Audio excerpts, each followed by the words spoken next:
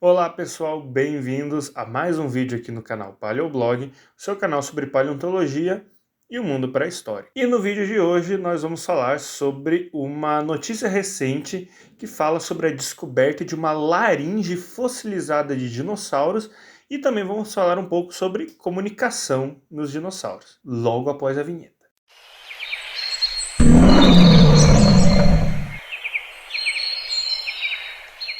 Na maior parte dos animais, a comunicação ela é essencial para que eles consigam sobreviver, se reproduzir e interagir com outros animais, sejam da sua própria espécie, sejam de outras espécies. Estratégias de comunicação se manifestam das mais diversas formas: vocalizações, comunicações visuais, olfativas, químicas e até comunicações táteis. E a comunicação ela possui diversas funções, né?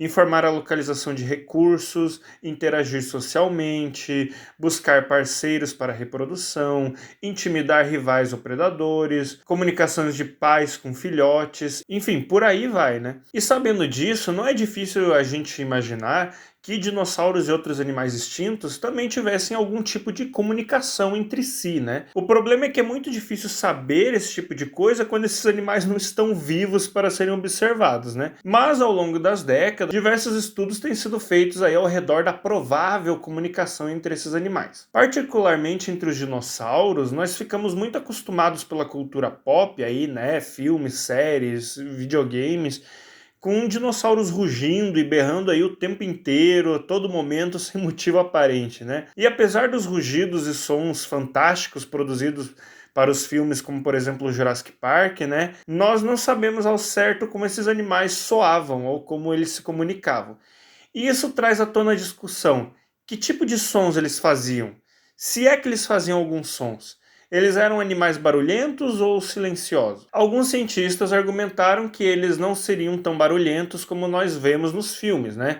Que eles não seriam capazes de rugir como grandes felinos fazem, porque não temos evidências fósseis em dinossauros de estruturas semelhantes àquelas presentes nesses predadores que eles utilizam para produzir esses sons, né? Isso inclusive fez a ideia de dinossauros barulhentos virar uns 180 graus, com gente afirmando aí que dinossauros não produziam som nenhum, né, que eram animais completamente mudos praticamente. O que sinceramente não faz muito sentido, né? Nós sabemos hoje que vários dinossauros possuíam uma audição bastante aguçada, né? E muitos desses animais possuíam estruturas que poderiam ser utilizadas como câmaras de ressonância para se comunicar, como por exemplo é o caso do nariz de animais como o Altirrhinos ou as cristas ocas em animais como o Parasaurolophus, né? Sobre o qual nós já temos vídeo aqui inclusive. Mas, com exceção desses dinossauros que possuem aí estruturas bastante específicas para a produção de sons, como dinossauros sem essas estruturas tão óbvias se comunicavam ainda é um mistério. Até agora. Uma nova pesquisa publicada no dia 15 de fevereiro de 2023 fala sobre a descoberta de uma laringe fossilizada de um anquilossauro. O fóssil em questão ele pertencia a um pinacossauro, que é um anquilossauro que habitou a Ásia entre 86 e 71 milhões de anos atrás, com fósseis descobertos na Mongólia e na China. No caso, esse fóssil em específico veio da China. E vamos lembrar aqui um pouquinho o que é uma laringe, né? Hora de voltar para as aulas de biologia do ensino médio. Bom, a laringe, então, ela é um órgão em formato de tubo ligado aí ao sistema respiratório.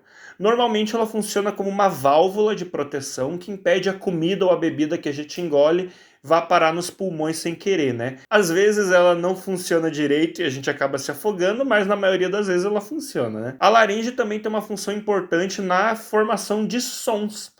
Por isso, às vezes, ela é chamada de caixa de voz. Sabe as cordas vocais que a gente utiliza para se comunicar? Então, elas estão localizadas justamente na laringe. E, pois bem, a laringe, então, tem essa função importante aí na formação de sons e da fala e auxilia na comunicação de diversas espécies de animais, incluindo nós humanos. Só que a laringe é uma estrutura de tecido mole, né, cartilaginosa. Por isso, a fossilização desse tipo de órgão é extremamente difícil. Então, como foi que acharam a laringe desse Pinacosaurus? Simples, a laringe dele era ossificada, por isso ela fossilizou. Analisando essa laringe, foi possível perceber que ela era semelhante em elementos às laringes de répteis não avianos, aí como cobras, lagartos, crocodilos e tartarugas, né? Que são os répteis não avianos. Vamos lembrar que, de acordo com a filogenia, a história evolutiva dos animais, aves também são répteis, né? Mas essa laringe possui uma estrutura semelhante ao que vemos nas aves. No caso, as aves, elas não produzem sons com a laringe.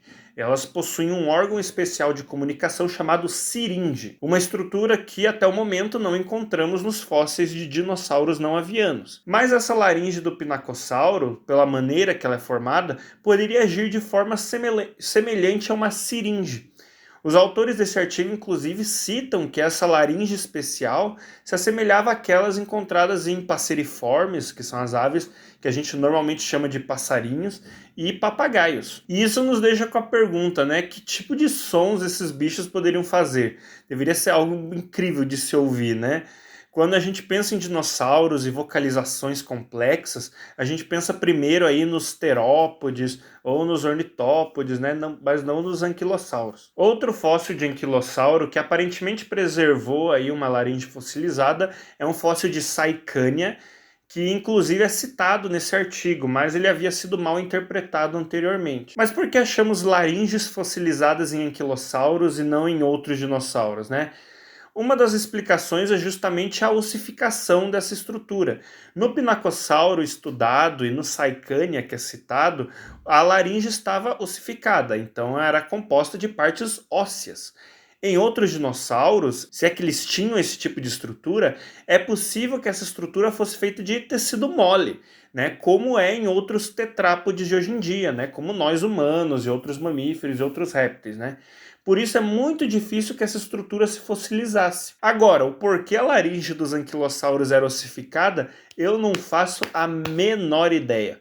Para proteção, talvez, mas sinceramente, assim, não é nem um pouco surpreendente vindo de um grupo de dinossauros tão especializado em desenvolver armaduras ósseas em tudo quanto é parte do corpo, né? E de qualquer forma, essa descoberta dessa laringe fossilizada de pinacossauros nos mostra que provavelmente a Terra na era Mesozoica, bem mais barulhento e talvez até meio musical do que a gente poderia imaginar anteriormente, né? E vamos torcer para que novos fósseis incríveis como esse sejam descobertos no futuro.